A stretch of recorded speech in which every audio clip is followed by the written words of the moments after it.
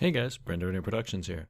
I know that it's been a long time since I did my last Git tutorial, but since I'm in the mood for creating videos lately, might as well begin again. So in this tutorial, I'm going to be talking about branching and merging, which is actually one of the most important features of Git.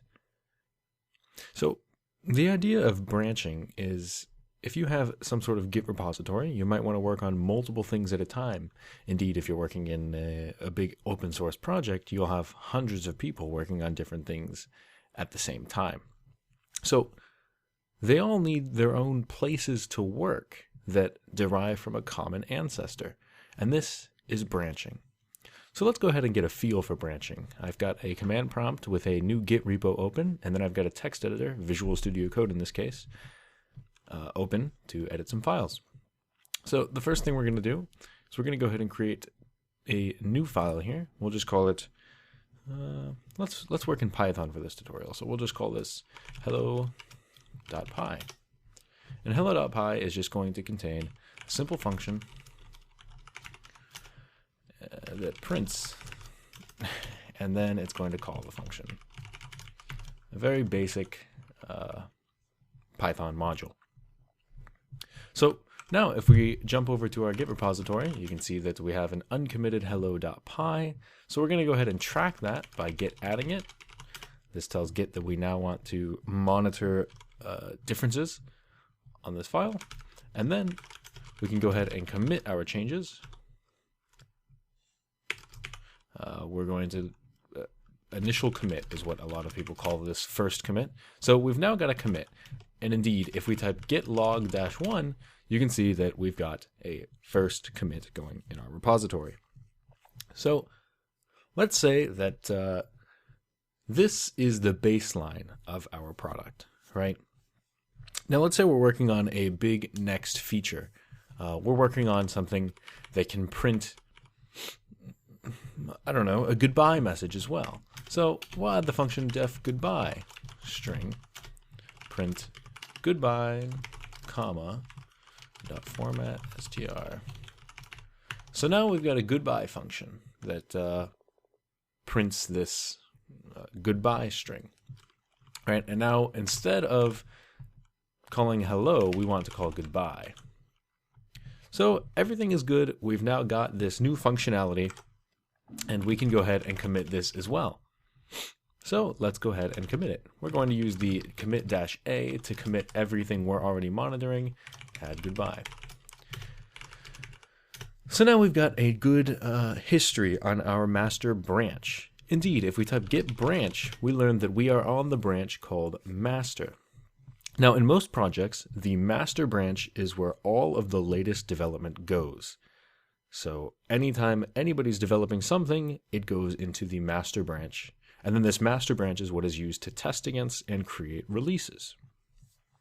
So now let's say I have this functionality, right? Hello and goodbye. And I want to work on a new kind of risky feature.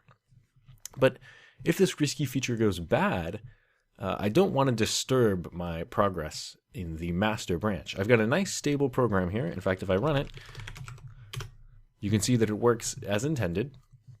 And I don't want to destroy anything, right? So I'm going to create a branch. So I can do this by calling git checkout. And checkout is how you actually switch branches, right? You're going to check out a certain branch. I'm going to pass -b to signal that I want to create a new branch. And I'm going to check out a branch called risky feature. Let's just call it risky. So now it says that we've switched to a new branch, risky. And indeed, if we type git branch, you can see that there are two branches, master and risky. And we've got an asterisk on the one that we are currently checked out in. Now everything's the same here. If I type git log, right, we still have the commit history of the previous branch, right, of master. And that's because this is where we have branched from. You'll be able to see kind of a better demonstration as we make commits, because then we can actually generate a sort of ASCII tree. In fact, let's see what that looks like now. If we actually git log -- graph, you can see that our commit history is this straight line right here, right? We've just got commits that just go. But now let's go ahead and make a commit on our risky branch. So you can see that actually Visual Studio Code has picked up the risky branch and is saying risky in the bottom left-hand corner. So the reason this branch is risky is because we actually get rid of these two functions and just use the print function directly, because we don't need those different levels of abstraction. Now I'm thinking this is risky because this is a huge simplification of code. What if other people in the project are calling these functions? They're not, but just in case. So this is a pretty risky change. So if we go ahead and test out our change, it still works, obviously. So let's go ahead and commit it. So if we get status, you can see that just as before, we are watching the hello.py. So we're going to git commit -a-m. Remember the -a commits everything that we're already watching. -m, we're going to leave a message. Remove abstraction functions. Great. So now if we git log, you can see that we've got 3 entries in our git log. But check this out. If we git log -- graph, right, it's a straight line with 3 commits. However, at this point, we can actually git checkout master. And you can see actually our text editor responded immediately. When we get checkout master, we actually return to the old things, the stuff that's not in the risky branch. And if we get log --all --graph, oh, no, well, if we get log --graph, my apologies, --graph, you can see that we've only got the 2 commits and it's a straight line. The git log all shows all branches, right? So it actually adds in the 3rd commit. Okay, so now we're back on the master branch, right? So we've got this kind of risky functionality. We've made the commit. Now, I've decided that this risky functionality isn't actually that risky, and I want to take the functionality from the risky branch and merge it into the master branch, right? So the idea is that branches are more or less short-lived, and at the end of the day, all the branches will converge back into the master branch, where all of the releasable code is. So in order to actually merge the branch, we're going to go ahead and type git merge, right? So we're on the master branch. So when we git merge, we're going to merge the branch that we say on top of the master branch. So if we git merge risky, you can see that it displays some niceties, right? So it says we're updating the branch. It's a fast forward merge, which basically means that we can just apply the commits directly on top of our current branch because there's no riskiness. There was no changes that might conflict with our changes. So you can see we have 1 file change, 7 deletions, and our text editor reflects this. We now have what's in the risky branch. And if we git log, we can see that we've got all 3 now in the master branch. So now we can go ahead and delete the risky branch by typing git branch -d. Lowercase d is safe. Lowercase d makes sure that the branch is actually merged before we delete it, so we're not quote unquote losing any code. So we're going to go ahead and delete the branch, and now if we type git branch, we've only got the master branch. So those are the basics of branching and merging. Now the final topic I wanted to talk about in this video is the idea of concurrent development. Let's again create a new feature branch. I'm going to call this one feature 1, right? And in feature 1, all we're doing is changing goodbye back to hello. And then we can go ahead and commit this. The commit message is going to be goodbye to hello. Hello. Okay, that's great. So now if we git log, we can see we've got our new commit. So now if we actually, I keep doing that. So now if we actually switch back to our master branch, and then we make another commit. So remember, we're on the master branch, so we have goodbye world, and our feature branch is somewhere else. So we're actually going to change this goodbye world to goodbye, comma, mundo. A little bit of Spanish to switch things up. And then we're going to commit this into our master branch. Git commit -a-m world to mundo. Okay, so now if we git log, you can see that we've just have a switch from world to mundo. Now we've got a little bit of interesting problem here, because our master branch has changed a line that our feature branch has also changed. So now if we git log --graph --all, you can see that we've actually got this diverging happening, right? So we've got 3 commits that are the same on both branches, and then this particular commit actually branches off the main line of commits, and then we've got this commit that is after. So this goodbye hello commit is kind of off in its own world. And indeed, we can actually, let's get back to our feature branch by checking it out. I forget what I named the branch. Feature 1. Okay. So if we check out our feature branch, we can continue making independent commits to this, right? So let's say we want to print something else. My name is Brandon.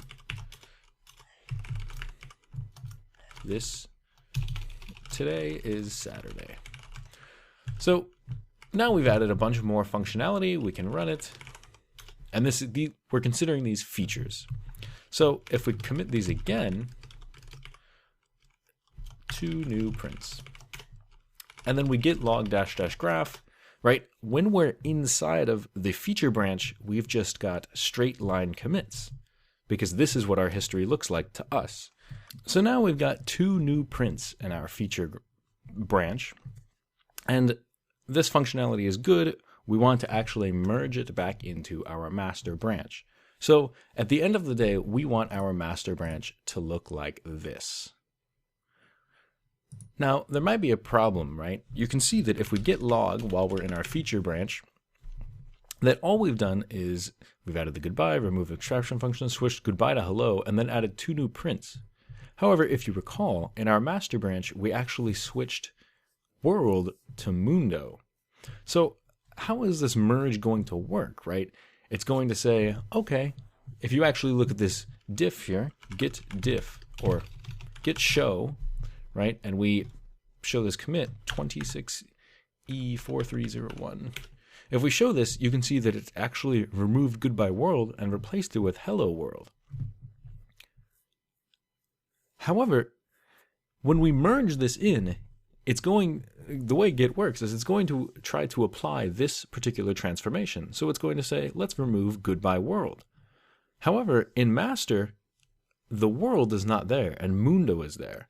So git, because it doesn't know what to do unless it's 100% correct, is going to have some sort of problem. So let's go ahead and experience that. So if we go ahead and check out master, right, we've got goodbye mundo. And then if we git merge feature 1, you can see that it gives you a nice big warning, conflict. There's a merge conflict in hello.py. And then if we go ahead and look at our text editor here, Git automatically populates it with this funky format. So it gives us a bunch of left brackets here, left pointy brackets, whatever you want to call these, and then it says head. So this is which branch we're currently on, and then anything after this head is contents that are only in this branch. And then it gives an equal sign, and then at the bottom, the equal sign separates our 2 branches. So then at the bottom, it indicates that everything after the equal sign actually belongs to the branch feature 1. So our job now is to resolve the conflict, right? We can analyze, oh, this is what master looks like. This is what our feature branch looks like. Now, what is the resolution going to look like? Now, actually, it looks like our text editor, Visual Studio Code, has some built-in functionality to accept the changes. However, I'm just going to do this manually. So the strategy is basically look through the code, get rid of Git's boilerplate, and replace the code with what you want the outcome to be. So in our case, like I mentioned, we want to print hello world, my name is Brandon, today is Saturday. However, mundo is sounding pretty good, right? We are trying to merge it in, and then we notice that somebody changed goodbye world to goodbye mundo, and we like that functionality. So we're actually going to go ahead and incorporate that into our change. So we can go ahead and change our print hello world to hello mundo. And then we're going to keep the remainder of our print statements. So now we just delete the boilerplate that Git added in, all of the annotations. So we can go ahead and delete this line, this line, this line, and these lines. Right? So now here is our resulting file. So we can go ahead and save this file. And then if we go ahead and type git status over here, you can see that it's actually in a merge conflict mode, right? You have unmerged paths, fix conflicts, and run git commit. So it's basically waiting for us to resolve all of the conflicts. So I'm going to go ahead and type git commit as it suggests. Oh, and then it says committing is not possible. So it actually lied to us a little bit because we actually need to git add hello.py and then we can git commit. So basically it wants to have us edit a commit message and it opens up your default text editor. So when you're merging branches with conflicts, it usually gives you this commit message to signal that you merged the branch. So merge branch feature 1. That's fine. And then anything in the comments here, which are delineated with this hashtag pound symbol, whatever you want to call it, is a comment. So these will not be inside of the commit message. So all we've got is merge branch feature 1. Sounds good to me, so I'm going to save the file. And now everything looks good. If we actually git log here, well, first let's git branch so we know what branch we're on. And then we're going to git log, and you can actually see our history looks pretty good, right? We added the goodbye, removed abstraction functions, we said goodbye is then hello, right? And then we switched world to mundo, and then our feature 1 branch, 2 new prints, is now at the top, right? And then merge branch feature 1 is here. Just in case we want to undo the merge, all we have to do is undo this commit. Indeed, if we git show the last commit, which is just like this, you can see it is our merge. So goodbye mundo, hello world, they were replaced with hello mundo. And my name is Brandon, today is Saturday, So that's the basic functionality. Now we can go ahead and git branch-d feature 1. And it's safely deletable because we've already merged it in. And now we've got one branch, git log 1 line. Now we've got one branch and one set of changes, one concurrent history. So this is the function, or this is the basics of merging, branching, and resolving conflicts. So if you're sharing code with somebody, you're definitely going to be wanting to work on separate branches and then continuously merge your changes in. Let's go ahead and see what the graph looks like at this point. So you can actually see that Git is representing our branching, right? So we had 3 commits that were on master. However, at this point in time, we branched off into a feature branch. We changed goodbye to hello. We added 2 new prints, and then we merged the branch back in. So you can actually see that there was a small separation of history where 2 commits were made on our feature branch, but no commits were made on master. So thanks for watching this tutorial. I hope it was helpful. Branches are definitely a great way to work on things concurrently, and the best part is when you branch, you work on something, and then let's say you're walking around and you get an idea, you can just commit to that branch and then start a new branch from master, and both of your changes will be saved. So you don't have to delete any work while you're working on something else. So thanks for watching this tutorial. Hope you found it helpful. And in the next Git tutorial, I will be talking about, according to my notes, I'll be talking about rebasing, which is another thing to do with branching and history.